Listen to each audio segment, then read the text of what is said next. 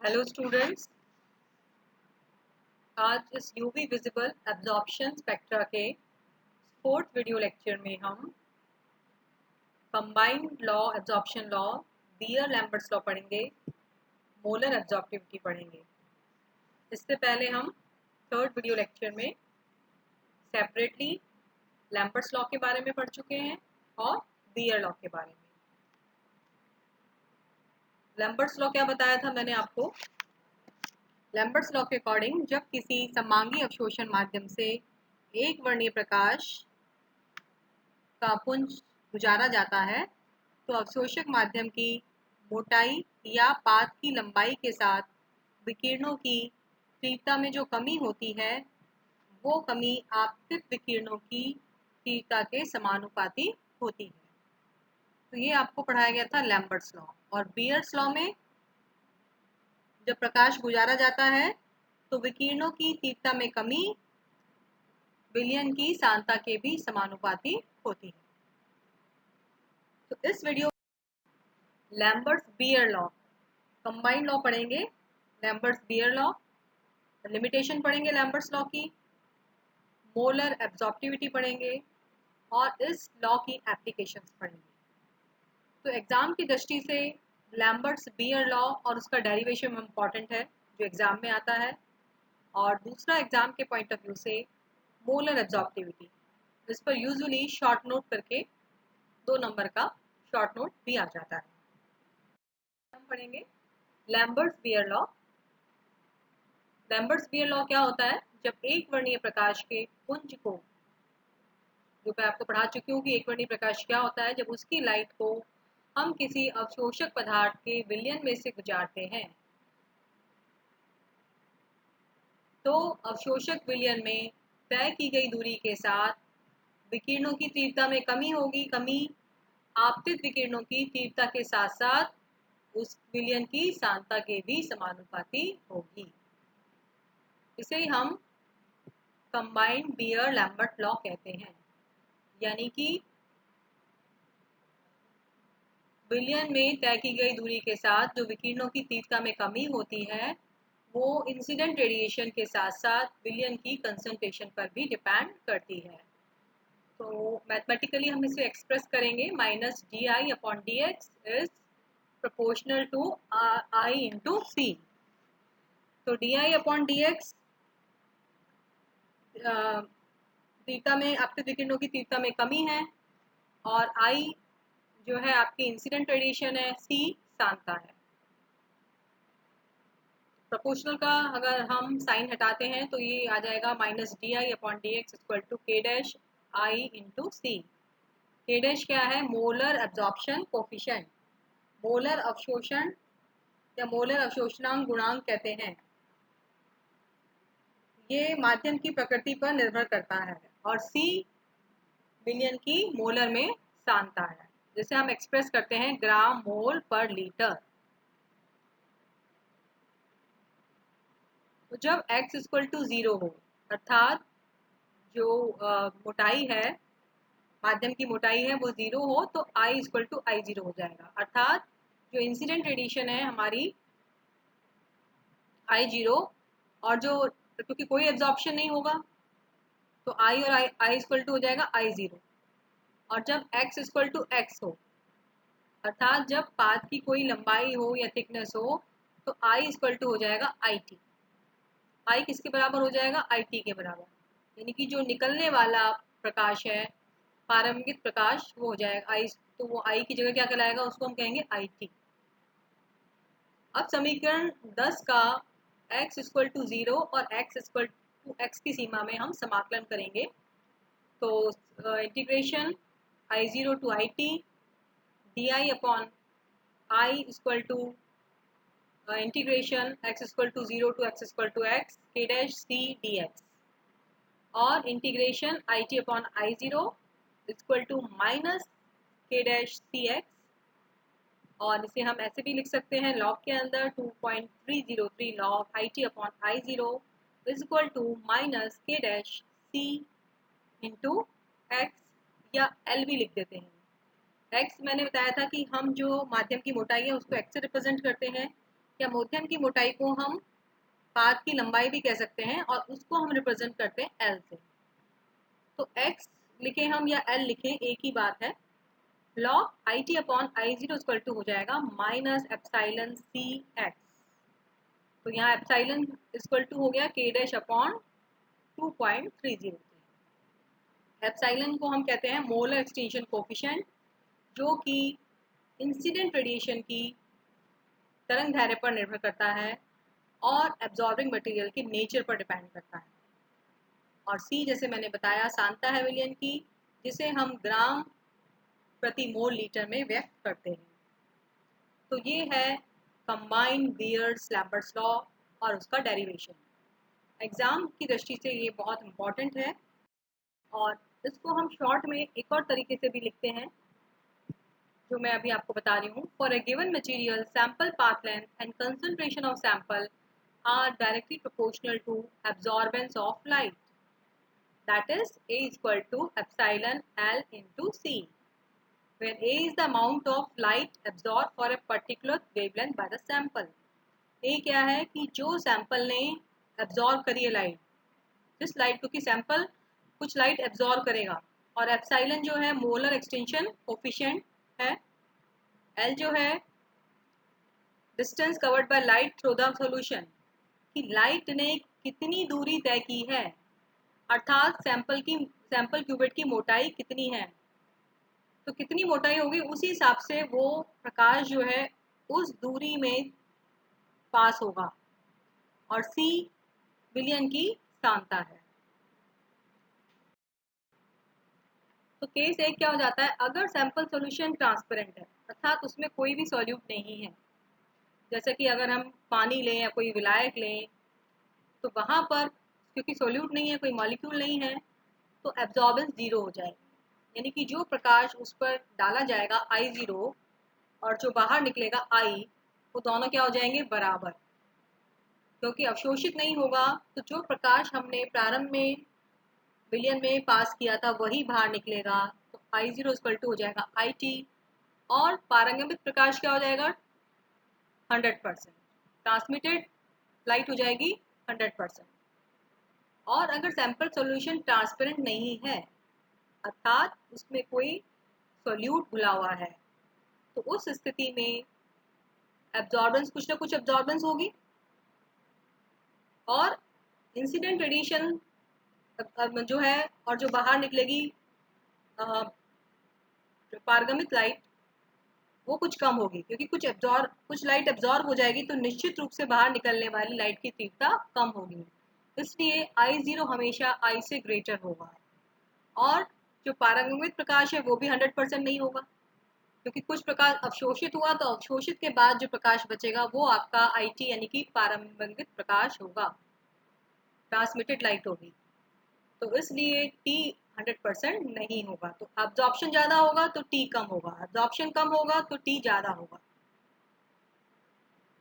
तो एब्जॉर्प्शन क्या होता है, एब्जॉर्प्शन होता है आई जीरो अपॉन आई, यानी कि original amount of light upon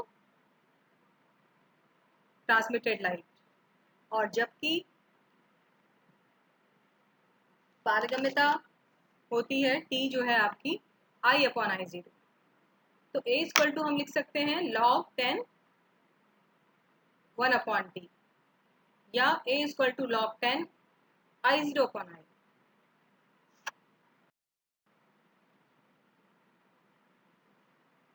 और a equal to minus log 10 t,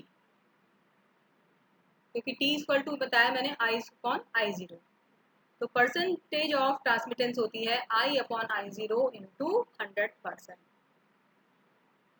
ये नीचे आप ग्राफ देख रहे हैं कि हम वैसे पहले बताया था आपको कि यूवी विजिबल का जो ग्राफ है हम सांता और एब्जॉर्बेंस में खींचते हैं। तो यहाँ हम सांता और एब्जॉर्बेंस में ग्राफ खींचेंगे। तो आप इस ग्राफ से देख सकते हैं कि जैसे जैसे सांता बढ़ रही है, जो विलियन अवशोषक माध्यम का विलियन आपने लिया है, उसकी सांता जैसे जैसे बढ़ेगी, उसके एब्जॉर्ब जो मॉलिक्यूल्स हैं उनमें एब्जॉर्ब करने की क्षमता उतनी बढ़ती जाएगी। तो सांता के साथ साथ एब्जॉर्बेंस बढ़ती जाएगी, और इसलिए आप एक लीनियर ग्राफ देख रहे हैं। ब्राइटली कलर मॉलिक्यूल होंगे वो ज़्यादा एब्जॉर्ब करेंगे, वीकली होंगे वो कम एब्जॉर्ब करेंगे, पर आप एक लीनियरिटी इसके अंदर देख रहे हैं। और अगर एब्जॉर्बेंस ज़्यादा है तो ट्रांसमिटेंस कम होगी। तो इसलिए थर्ड ग्राफ आप देखें जो कि सांता और ट्रांसमिटेंस के बीच में खिंचा हुआ है, तो जब हमारी सांता ज़्यादा, एब्जॉर्बेंस ज़्यादा है, यानी कि सांता बढ़ रही है, आप एक्स एक्सिस पर देखिए, हमारी सांता बढ़ रही है एक्स एक्सिस पर, और वाई एक्सिस पर है ट्रांसमिटेंस। तो सांता बढ़ रही है, और सेकंड ग्राफ में देखिए बी ग्राफ के अंदर जहाँ एब्जॉर्बेंस है वाई एक्सिस के ऊपर, तो सांता बढ़ने के साथ साथ एब्जॉर्बेंस तो आपकी बढ़ रही है, ग्राफ ऊपर जा रहा है, जबकि ट्रांसमिटेंस कम हो रही है। तो एब्जॉर्बेंस और ट्रांसमिटेंस एक दूसरे के इन्वर्सली प्रोपोर्शनल होते हैं। जितना ज़्यादा सॉल्यूट एब्जॉर्ब करेगा, जितने प्रकाश को एब्जॉर्ब करेगा, निश्चित रूप से जो बाहर प्रकाश निकलेगा, ट्रांसमिटेड प्रकाश निकलेगा, उसकी मात्रा कम होगी। पर चूंकि तो इसलिए हम एब्जॉर्बेंस से कंसंट्रेशन निकाल सकते हैं। तो यूजुअली हम जो ग्राफ की इसलिए काम में लेते हैं, जो हमारे लिए ज़्यादा यूजफुल रहता है, वो एब्जॉर्बेंस और कंसंट्रेशन, क्योंकि इसके द्वारा हम किसी अज्ञात विलयन की सांता निकाल पाते हैं अगर हमें उसकी एब्जॉर्बेंस पता है तो। अब है लैम्बर्ट बियर नियम की सीमाएं, यानी कि लिमिटेशन। एक जो सबसे इम्पोर्टेंट आपको बात बताई थी कि जो प्रकाश गुजारा जाता है अवशोषक माध्यम से, वो एक वर्णीय होना चाहिए, अर्थात विकिरण की तरंग दैर्घ्य एक प्रकार की होनी चाहिए। प्रयुक्त विलयन तनु होना चाहिए, ज़्यादा सांद्र नहीं होना चाहिए, क्योंकि जितना ज़्यादा सांद्र होगा उतना ज़्यादा एब्जॉर्बेंस होगा और ट्रांसमिटेड लाइट उतनी ही कम हो जाएगी। प्रयोग के दौरान ताप स्थिर रहना चाहिए। विलय पदार्थ का विलयन में स्कंदन नहीं होना चाहिए, कोगुलेशन नहीं होना चाहिए। जो विलय पदार्थ है जिसका आप विलयन बना रहे हैं जिस भी विलायक के अंदर, तो उसमें उसका कोगुलेशन नहीं होना चाहिए, वरना प्रकाश का प्रकीर्णन हो जाएगा। विलय पदार्थ का विलयन में किसी भी प्रकार का आयनाइजेशन या एसोसिएशन, कोई भी प्रकार की विलय पदार्थ की विलायक के साथ क्रिया नहीं होनी चाहिए, और विलायक के द्वारा कोई अवशोषण लाइट का भी नहीं होना चाहिए। तो ये कुछ सीमाएं हैं। और नीचे जो मैंने दो ग्राफ दिखाए हैं आपको सांता और एब्जॉर्बेंस के अंदर, तो ये जैसे मैंने आपको बताया अभी इससे प्रीवियस वाली स्लाइड में कि अज्ञात विलयन की सांता हम अगर एब्जॉर्बेंस मालूम है तो निकाल लेते हैं, लेकिन इसकी जो सीमा है जो आपको एक बताई कि विलयन अत्यधिक तनु होना चाहिए, एक सांता तक तो एब्जॉर्बेंस बढ़ती है। अब ग्राफ में देख रहे हैं सर्किल लगाए हुए हैं कि सांता बढ़ रही है, एब्जॉर्बेंस भी बढ़ रही है, लेकिन एक रेंज के बाद अगर हम सांता बढ़ाते हैं तो ग्राफ में लीनियरिटी नहीं रहती। या तो ग्राफ जैसे आप देख रहे हैं फर्स्ट वाले के अंदर ए रेड लाइन से दिखाया हुआ है, यानी कि पॉजिटिव डेविएशन हो जाता है, या सी ब्लू लाइन से जो दिखाया हुआ है नेगेटिव डेविएशन हो जाता है। या तो एब्जॉर्बेंस कम हो जाती है तो उसको हम कहेंगे नेगेटिव डेविएशन, और अगर एब्जॉर्बेंस बढ़ जाती है तो वो कहलाएगा पॉजिटिव डेविएशन। तो इस प्रकार से एक रेंज के बाद सांता बढ़ाने पर ग्राफ में लीनियरिटी नहीं रहती, और ग्राफ कैसा हो जाता है, डेविएट हो जाता है, तो डेविएशन हो जाता है। इसलिए इसकी एक लिमिटेशन है कि विलयन तनु होना चाहिए। एक रेंज के बाद सांता बढ़ाने पर ग्राफ की लीनियरिटी खत्म हो जाती है। अब हम पढ़ेंगे मोलर एब्जॉर्प्टिविटी, यानी कि मोलर अवशोषणांक गुणांक, जिसे एप्सिलॉन कहते हैं। अगर C का मान सांता हमारी 1 ग्राम पर मोल हो, और पाथ की लंबाई या x की जो मोटाई है वो 1 सेंटीमीटर हो, तो log IT upon I0 equal to हो जाता है माइनस एप्सिलॉन, और log IT अपॉन I0 को हम अवशोषणांक भी कहते हैं, यानी कि A। IT अपॉन I0 क्या हो जाता है, A। अतः मोलर विलोपन गुणांक या मोलर अवशोषण का क्या हो गई, 1 ग्राम मोल सांता वाले विलयन की 1 सेंटीमीटर मोटी परत द्वारा उत्पन्न अवशोषणांक के बराबर होती है। स्थिर ताप पर प्रकाश की निश्चित तरंग दैर्घ्य के लिए किसी यौगिक की ये बहुत इंपॉर्टेंट करेक्टरिस्टिक फीचर होता है, और इसको हम निकाल सकते हैं। हमारे पास फॉर्मूला है एप्सिलॉन इक्वल टू एब्जॉर्प्टिविटी जो भी हमारा विलियन है, अवशोषक विलियन, उसकी एब्जॉर्प्टिविटी कितनी है, इनटू उसको मल्टीप्लाई करते हैं उसके अनुभार से, इनटू 100 डिवाइड बाय 100 मिली विलायक में पदार्थ का मिलीग्राम में भार, कि 100 ग्राम विलायक में आपने कितना मिलीग्राम घोला है, इनटू प्रकाश पुंज द्वारा तय की गई दूरी। तो इस प्रकार से हम एप्सिलॉन की वैल्यू निकाल सकते हैं। ये किस पर डिपेंड करती है, जैसे मैंने बताया, ये वेवलेंथ पर डिपेंड करती है, यानी कि प्रकाश की तरंगदैर्घ्य पर डिपेंड करती है। जिसका मान ज़्यादा होता है तो उतना ही ज़्यादा अवशोषणांक होता है।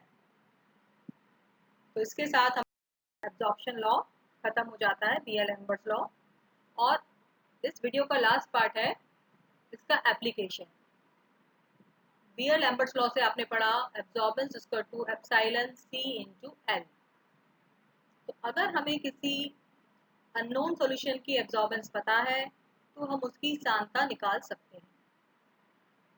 तो बीएल-एम्बर्ट लॉ से एब्जॉर्बेंस नोन सॉल्यूशन की किसके प्रोपोर्शनल हो गई, सांद्रता के, और एयू अननोन विलियन की absorbance is proportional to concentration of unknown. तो इससे हमारा ये डेरिवेशन आ जाएगा, C concentration of unknown upon concentration of known is equal to absorbance of unknown upon absorbance of known. तो हमें अननोन सॉल्यूशन की सांद्रता निकालनी है, तो इक्वल टू हो जाएगा सी के नोन सॉल्यूशन की सांद्रता इनटू अननोन सॉल्यूशन की एब्जॉर्बेंस अपॉन नोन सॉल्यूशन की एब्जॉर्बेंस। तो इस प्रकार से हम किसी अननोन सॉल्यूशन की सांद्रता निकाल पाते हैं।